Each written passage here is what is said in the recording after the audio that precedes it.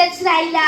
भारत माता की, भारत माता की.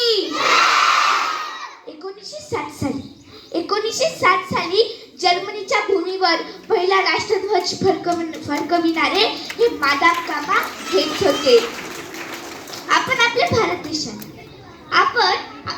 देशाला भारत माता असे का म्हणतो? कारण की भारत माता ही भारताच्या स्वातंत्र्य लढ्यातील ही एक संकल्पना आहे. माता म्हणजे आई, माता म्हणजे आई आणि आपला भारत देश हा आपल्या जनतेची प्रजेची माता आहे. म्हणूनच आपण आपल्या भारत देशाला भारत माता असे म्हणतो.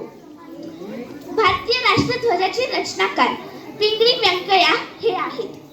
तीन रंग प्रतिभेचे केशरी, पांढरा आणि हिरवा रंगले ना जाणो किती रक्ताने तरीही तिरंगा फडकतो एका नव्या उत्साहाने. आपल्या भारत देशाचा राष्ट्रध्वज हा आपल्या देशाची आन बान शान आहे. आपल्या राष्ट्रध्वजामध्ये 3 रंग आहेत, केशरी, पांढरा आणि हिरवा. म्हणूनच आपण त्याला तिरंगा असे म्हणतो. सर्वात वर केशरी रंग हे आपल्याला त्याग आणि शौर्याचं प्रतीक दाखवतो. सगळ्यात मध्ये पांढरा रंग हे आपल्याला स्वच्छता, शांतता आणि पवित्रतेचं प्रतीक दाखवतो.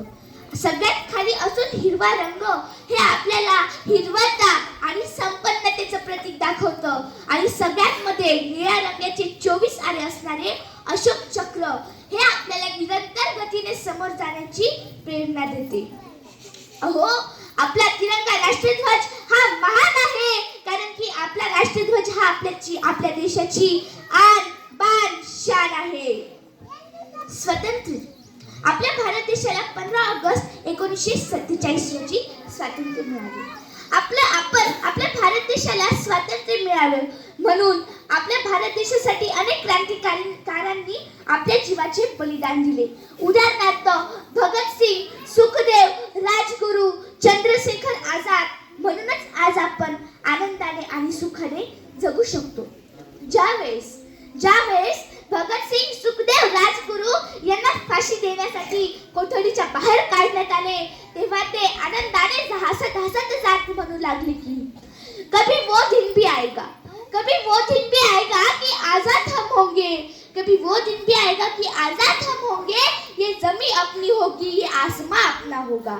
ये जमी अपनी होगी, ये आसमां अपना होगा. अहो, या तिन्ही क्रांतिकारकांसाठी आणि जे अजून आपल्या देशासाठी ज्यांनी बलिदान दिले आहे, या देखील क्रांतिकारकांसाठी आपल्या जोरदार टाळ्यांच्या गजरात त्यांना आपण अभिवादन करूयात.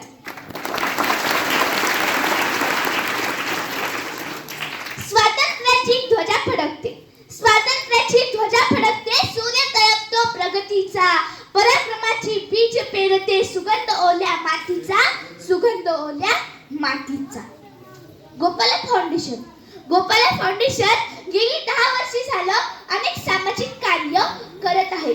उदाहरणार्थ गरजू महिलांना शिलाई मशीन वाटप, गोरगरीब विद्यार्थ्यांना शैक्षणिक साहित्य वाटप आणि अनाथ मुलांना धनादेश वाटप. गोपाला फाउंडेशनचे अध्यक्ष श्री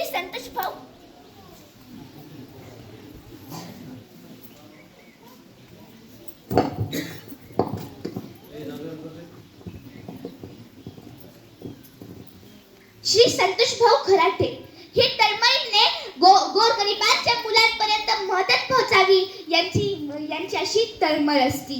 अहो, या व्यक्तीचं परभणीमध्ये एक लॉन्ड्रीचं दुकान आहे, परंतु निस्वार्थपणे सेवा करण्याची तळमळ आपल्या अंगी आहे. आणि गोपाला फाउंडेशन गेली 10 वर्ष झाली अशीच सतत त्यांची मदत चालू आहे आणि तुमच्या आशीर्वादाने ती राहणार देखील.